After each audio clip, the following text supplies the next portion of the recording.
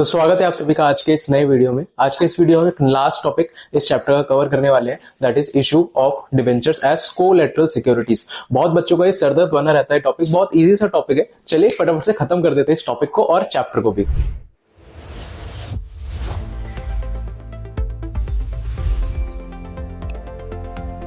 तो sir, issue of debentures as collateral security. सबसे पहले तो कोलैटरल सिक्योरिटी का क्या मतलब है? कोलैटरल सिक्योरिटी का मतलब है बेटा कि जब हम अपने बैंक से लोन लेते हैं तो हमें कुछ ना कुछ मॉर्टगेज, कुछ ना कुछ गिरवी रखवाना पड़ता है ना। अब अगर गिरवी हम रखवा रहे हैं, अगर हम कुछ ना कुछ मॉर्टगेज करवा रहे हैं तो मॉर्टगेज में क्या होता है, दो तरीके की सिक्योरिटीज होती है। एक होता है प्राइमरी सिक्योरिटी और एक होता है सेकेंडरी सिक्योरिटी। ठीक है, अब होता क्या है कि भाई जब बैंक्स को हम एक प्राइमरी सिक्योरिटी दे देते हैं तो उसके बाद भी बैंक को लगता है कि नहीं, ये सिक्योरिटी भी कम है हमारे लिए, है ना, तो हमें और सेफ्टी के लिए कुछ और एक चीज भी हमें साथ में चाहिए। तो उस टाइम पे जैसे मान लीजिए मैंने किसी बिल्डिंग के बदले लोन लिया, मैंने बिल्डिंग अपनी मॉर्टगेज करवा दी। बिल्डिंग मॉर्टगेज करवाने के साथ फिर मैंने क्या करा, मैंने सेकेंडरी सिक्योरिटी के रूप में, क्योंकि बैंक को लगा कि वह भी सेफ्टी की जरूरत है और ज्यादा जरूरत है, तो हमने क्या करा, हमने सिक्योरिटी के रूप में अलग से इशू कर दिए डिबेंचर्स। हमारे जब हम अपने डिबेंचर्स को इशू कर देते हैं सेकेंडरी सिक्योरिटी के रूप में, यानी कोलैटरल सिक्योरिटी के रूप में, ठीक है, तो उसी को हम क्या बोलते हैं, issue of debentures as collateral security. क्या सिर्फ डिबेंचर्स ही हम इशू कर सकते हैं? नहीं, डिबेंचर्स के अलावा कुछ भी हम इशू कर सकते हैं, लेकिन अब क्योंकि हम चैप्टर पढ़ रहे हैं डिबेंचर, तो उसमें इसके बारे में बात कर रहे हैं। ठीक है, अब इसका जो ट्रीटमेंट होता है बेटा, ट्रीटमेंट करना बहुत ईजी है। दो तरीके से ट्रीटमेंट हो सकता है। एक, जब जर्नल एंट्री पास नहीं कर रहे, हम जर्नल पास नहीं कर रहे, जर्नल नॉट पास्ड, ठीक है, और जब दूसरा जर्नल पास कर रहे हैं, जर्नल पास्ड। दोनों ही तरीकों में काफी हद तक बहुत ज्यादा सिमिलैरिटी है, बहुत छोटा सा फर्क है, बहुत माइनर सा डिफरेंस है। वो डिफरेंस आपको अगर समझ आ गया, वो आपको प्रेजेंटेशन अगर आपको समझ आ गया तो बस टॉपिक खत्म। ठीक है, तो चलिए आगे बढ़ते हैं। तो बेटा सबसे पहले when journal entry is not pass, अब जर्नल एंट्री पास नहीं होती है जब, तो डिस्क्लोजर हमें क्या करना होता है, हमें ये जो डिबेंचर्स, इन डिबेंचर्स को हमें शो करना होता है हमारे बैलेंस शीट में। ठीक है, अब बैलेंस शीट तो आपने सभी ने पढ़ी है, तो बैलेंस शीट में कैसा है, बैलेंस शीट में हम किसकी बैलेंस शीट बना रहे हैं, पहले वो लिखेंगे एक्सट्रैक्ट एज एड। एक्सट्रैक्ट क्यों लिखा जाता है सर? एक्सट्रैक्ट इस वजह से लिखा जाता है क्योंकि भाई हम एक छोटा सा हिस्सा बना रहे हैं, पूरी बैलेंस शीट थोड़ा ना बना रहे हैं, एक छोटा सा हिस्सा है, समराइज्ड है ना, छोटा सा। अब सबसे पहले इक्विटी एंड लायबिलिटीज, उसके अंदर में नॉन करंट लायबिलिटीज, और नॉन करंट लायबिलिटीज के अंदर में आता है long term borrowings. Long term borrowings क्या है? लॉन्ग टर्म बोरिंग्स के सामने आ जाएगा हमारा नोट नंबर 1। ठीक है ना। अच्छा, एक छोटी सी चीज और समझिए, जब भी हम लोन देते हैं ना, लोन लेते हैं बैंक से, तो बैंक से अगर हमने लोन लिया मान लीजिए 7 लाख का, तो क्या जरूरी है कि हम उससे कम के, उसके बराबर के या उसके ज्यादा, किसी भी जितने भी वैल्यू में बैंक अगर सेटिस्फाइड है, ठीक है ना, तो उससे ज्यादा में सेटिस्फाइड है तो ज्यादा के भी डिबेंचर इशू करने पड़ते हैं, बराबर में या कम में, तो जैसे भी बैंक को सेटिस्फैक्टरी लेवल पे आकर बैंक जैसे भी सेटिस्फाई हो जाएगा उतने हमने डिबेंचर्स इशू करने पड़ते हैं। ठीक है ना। अब समझने, ज्यादातर क्या होता है, ज्यादातर तो कंपनीज को ज्यादा ही इशू करने पड़ते हैं। मतलब अगर मान लीजिए 7 लाख के डिबेंचर, 7 लाख का लोन लिया तो 10 लाख के डिबेंचर इशू कर दिए। ठीक है, तो ऐसा भी होता है। और सबसे मेन चीज notes to accounts. Notes to accounts में इसको प्रेजेंट कैसे करना है, ये ही सबसे बड़ा पार्ट है समझने का, यही सबसे ज्यादा ध्यान देने की जरूरत है आपको। ठीक है, तो देखिए आपको क्या करना है, आपको नोट नंबर में आना है, नोट नंबर में लॉन्ग टर्म बोरिंग लिखना है। आपने कुछ ना कुछ बैंक से लोन लिया है ना, अब वो लोन कैसा हो सकता है, वो लोन लॉन्ग टर्म हो सकता है, और सर वो शॉर्ट टर्म भी हो सकता है। ठीक है, दोनों ही तरीके का लोन हो सकता है। तो हम कौन सा मान के चलेंगे, अगर क्वेश्चन में स्पेसिफाइड है, वैसे जनरली स्पेसिफाइड होता है, लेकिन अगर बाय चांस स्पेसिफाइड नहीं है तो हम लॉन्ग टर्म लोन को मान के चलते हैं। ठीक है, अब मैंने जो भी ट्रीटमेंट कर रखे हैं वो सारे लॉन्ग टर्म लोन के हिसाब से कर रखे हैं। जैसे यहां पर ले रखा है ये टर्म लोन है ना, तो इस टर्म लोन के आगे आप लॉन्ग टर्म लोन भी लिख सकते हैं। ठीक है ना, और अगर शॉर्ट टर्म है तो शॉर्ट टर्म लोन लिख सकते हैं। वैसे टर्म लोन भी लिखते हैं तो बहुत, उसमें कोई दिक्कत नहीं होती है। बस एक छोटा सा चेंज है जब लॉन्ग टर्म और शॉर्ट टर्म में आ जाता है। अगर शॉर्ट टर्म आएगा तो ये जो लॉन्ग टर्म बोरिंग्स है ना, इस लॉन्ग टर्म बोरिंग्स की जगह पर क्या आ जाएगा, शॉर्ट टर्म बोरिंग्स आ जाएगा। इसके ऊपर का जो मेन हेड है वो मेन हेड भी चेंज हो जाएगा। अभी फिलहाल के लिए मेन हेड क्या है, अभी फिलहाल के लिए मेन हेड है हमारा non current liabilities. Non current liabilities की जगह पर क्या आ जाएगा, करंट लाइबिलिटीज आ जाएगा, ठीक है ना, सिर्फ करंट लाइबिलिटीज आ जाएगा अगर शॉर्ट टर्म है तो, ठीक है। ये स्पेसिफिकली आपको क्वेश्चन में ध्यान देना होगा, ये क्वेश्चन में लिखा होगा, मेंशन होगा, ठीक है। अब आगे हमने टर्म लोन जितने का भी लिया वो लोन का अमाउंट आ जाएगा सीधा बाहर यहां पर, और उसके नीचे एक नरेशन आएगी। उस नरेशन में आपको लिखना है कि हमने डिबेंचर्स इशू करे हैं और कितने इशू करे हैं, कितने के हैं, कितने परसेंट के हैं, ठीक है ना। तो वो समझिए, सिक्योर्ड बाय इशू ऑफ 9%, 10%, वो कितने भी परसेंट के डिबेंचर हो सकते हैं। तो इशू ऑफ इतने अमाउंट के डिबेंचर्स, मान लीजिए अगर मैंने 10,000 डिबेंचर्स इशू करे तो यहां पर आ जाएगा 10,000 ऑफ 9% डिबेंचर्स ऑफ रुपीस कितने का, अगर मान लेते हैं 100 रुपए का एक डिबेंचर है तो 100 रुपए का एक, या 10 रुपए का एक, जो भी अमाउंट उसका होगा, ईच एज कोलेटरल सिक्योरिटी। बस ये स्पेसिफिकली नरेशन अगर आपको समझ आ जाए, नरेशन लिखनी है, नरेशन अगर आ गई तो आपका बस आपका जो काम है वो आसान हो जाएगा, ठीक है ना। बस इतना ही काम होता है इस वाले केस 1 में, ठीक है ना। अगर केस 2 होता है तो छोटा सा चेंज आ जाएगा, वो के चेंज समझ लेते हैं। देखो सबसे पहले तो हमें जर्नल एंट्री पास करनी पड़ती है भाई। अगर जर्नल एंट्री पास कर रहे हैं तो जर्नल एंट्री क्या होती है, जर्नल एंट्री होती है debenture suspense account debit to percentage debenture.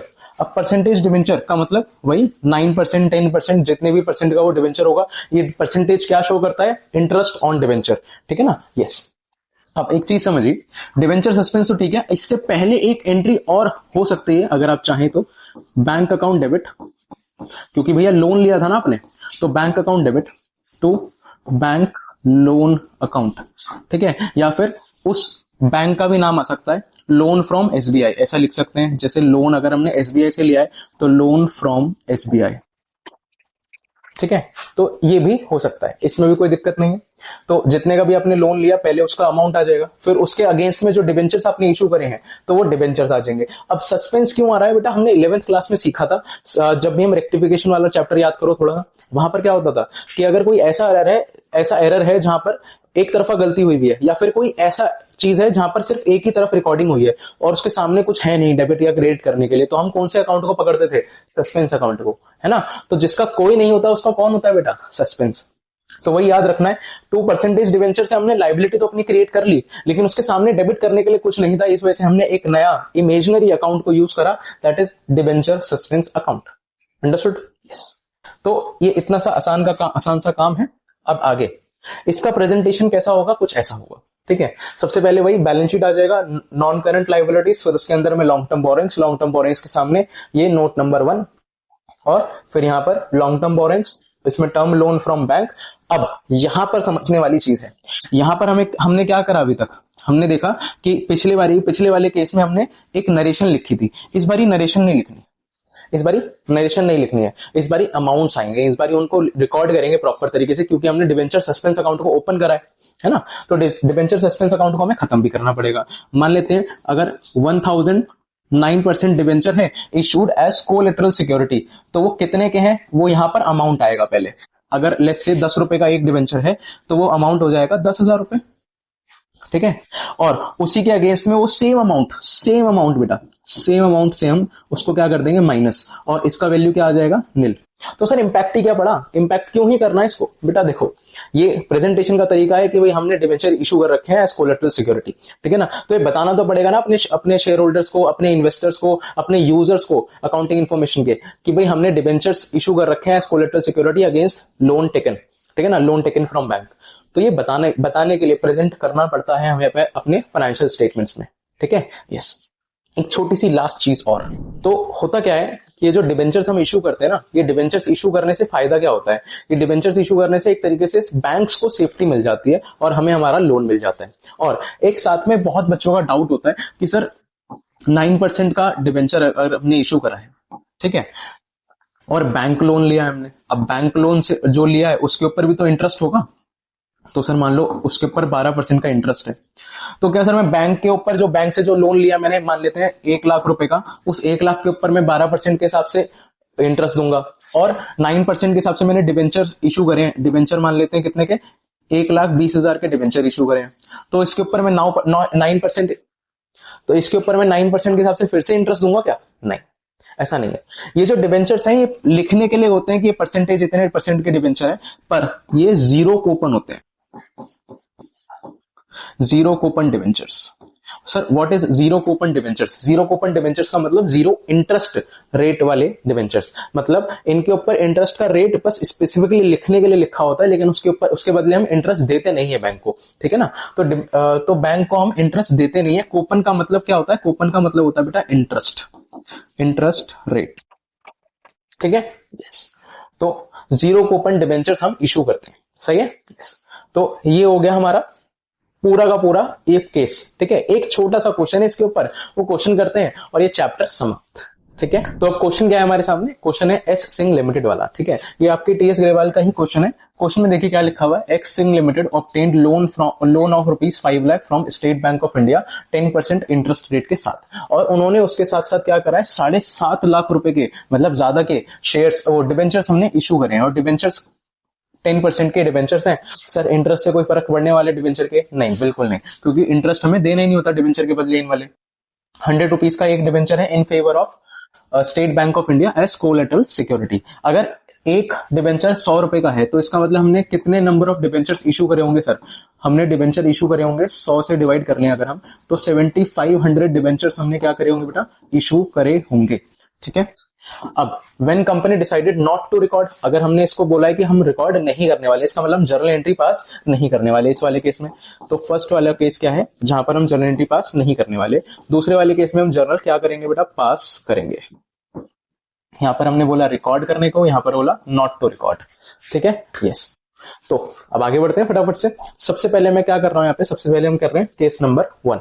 Case number 1 में क्या है, जहां पर हमने डिवेंचर्स को इशू करा है और डिवेंचर्स को इशू करा है और उसकी जर्नल एंट्री पास नहीं कर रहे हैं, सीधा उसको क्या करेंगे? बैलेंस शीट में शो करेंगे उसको, ठीक है ना। यस, सबसे पहले तो हमारा वही फॉर्मेट आ गया पूरा, non current liabilities, long term borrowings, long term borrowing से सामने नोट नंबर से फिर हम यहाँ पर ट्रांसफर हुए, यहाँ पर आ गए, ठीक है। अब सबसे पहली चीज यहां पर हम क्या लिखेंगे? Term loan from SBI state Bank of India, ठीक है। कितने का लोन था? लोन था सर 5 लाख का, तो यहां पर आ जाएगा 5 लाख।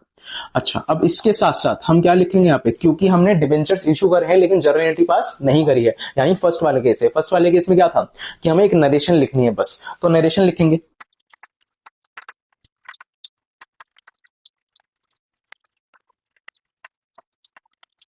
तो इसको ऐसे लिखेंगे, secured by issue of 7500 10% debentures of ₹100 each as collateral security, ठीक है ना। यस, तो अच्छा, अब इसका कोई अमाउंट 7.5 लाख वगैरह यहां लिखना है? नहीं, बिल्कुल नहीं लिखना, ठीक है। हमें बस क्या करना है, हमें बस ये नरेशन लिखनी है, दैट्स इट, ठीक है ना। तो ये नरेशन से हमें पता चल गया कि ये जो लोन लिया है, इस लोन, ये लोन कैसे सिक्योर्ड है, ये इतने 7500 ऑफ रुपीज 100 ईच, यानी 7.5 लाख रुपए के डिवेंचर्स हमने इशू करे हैं और उससे वो सिक्योर्ड है, ठीक है ना। तो यहां पर कौन सा अमाउंट आएगा? ये 5 लाख रुपीज, ओके। तो ये 5 लाख रुपीज हम यहां पर शो कर देंगे हमारे बैलेंस शीट में, ठीक है। तो ये हो गया सर फर्स्ट केस, ओके। अब सेकंड केस की तरफ बढ़ते हैं।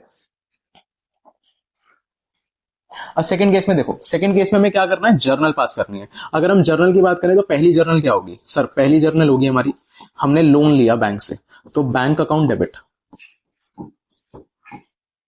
टू लोन फ्रॉम एसबीआई, ठीक है। और कितने का लोन लिया है? लोन लिया है सर 5 लाख रुपीज का, तो यहां पर आ जाएगा 5 लाख। और सेकंड क्या होगा? सेकंड होगी डिबेंचर सस्पेंस वाली एंट्री, और वो डिबेंचर सस्पेंस वाली एंट्री क्या होगी? देखिए, debenture suspense account debit to 10% debenture, ठीक है। और यहां पर अमाउंट कितना आएगा? 7,50,000 रुपीज, क्योंकि सर हमने डिबेंचर जो इशू करे हैं वो कितने के करे हैं? 7,50,000 के डिबेंचर्स हमने इशू करे हैं, ठीक है। यस, अब ये तो हो गई सिर्फ जर्नल की बात। क्या अभी इसको बैलेंस शीट में प्रेजेंट करना है? बिल्कुल करना है, तो इसको बैलेंस शीट में प्रेजेंट करने चलते हैं। तो इसका प्रेजेंटेशन सेम रहने वाला है शुरुआत में, तो बस यहां पर कुछ चीजें जो है वो चेंज हो जाएंगी, ठीक है। तो पहले सबसे पहले वही आएगा, टर्म लोन फ्रॉम बैंक। कितने का लोन था? लोन था सर 5 लाख का, तो 5 लाख आ गया। अब यहां पर अमाउंट कितना आएगा? यहां पर कैसे लिखा जाएगा? देखिए, हमने कितने डिबेंचर इशू करे? हमने डिबेंचर इशू करे 7500, तो 7500 10% डिबेंचर्स ऑफ ₹100 ईच, ठीक है, of ₹100 each, issued as collateral security, issued as collateral security. यहां पर अमाउंट आ जाएगा 7,50,000 रुपीज। ये इनर कॉलम में लिखेंगे, फिर इसमें से लेस होगा, इसमें से लेस करेंगे। लेस क्या करेंगे, इसमें से लेस करेंगे बेटा debenture suspense, debenture suspense account, और ये वैल्यू क्या आ जाएगा, निल। मेरा टेबल थोड़ा सा छोटा रह गया, कोई बात नहीं। तो 7.5 लाख रुपए इसमें से क्या होगा, माइनस। माइनस होने के बाद जो निल वैल्यू आया वो बाहर आ गया, और ये जो 5 लाख है, इस 5 लाख को क्या करेंगे हम यहां पर शो कर देंगे।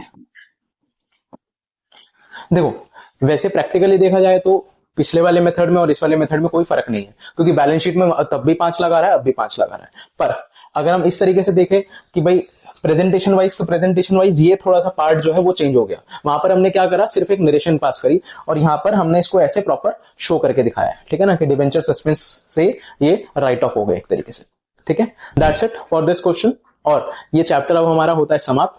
एक क्वेश्चन, बस एक क्वेश्चन, इसमें मैं आप लोगों को एक और वीडियो लेकर आऊंगा, वो एक क्वेश्चन, सिंगल क्वेश्चन मैं आपको उस वीडियो में पूरा करके दिखाऊंगा। वो पूरा बहुत सही क्वेश्चन है, फिट इंडिया लिमिटेड नाम का एक क्वेश्चन है, जो आपकी टीएस ग्रेवाल वाली बुक में ही लास्ट क्वेश्चन है एकदम। ठीक है, बहुत अच्छा क्वेश्चन है, कॉम्प्रिहेंसिव क्वेश्चन है, उसमें लगभग सारी चीजें आपकी कवर हो जाएंगी। ठीक है, तो चलिए मिलते हैं नेक्स्ट वीडियो में, बाय बाय।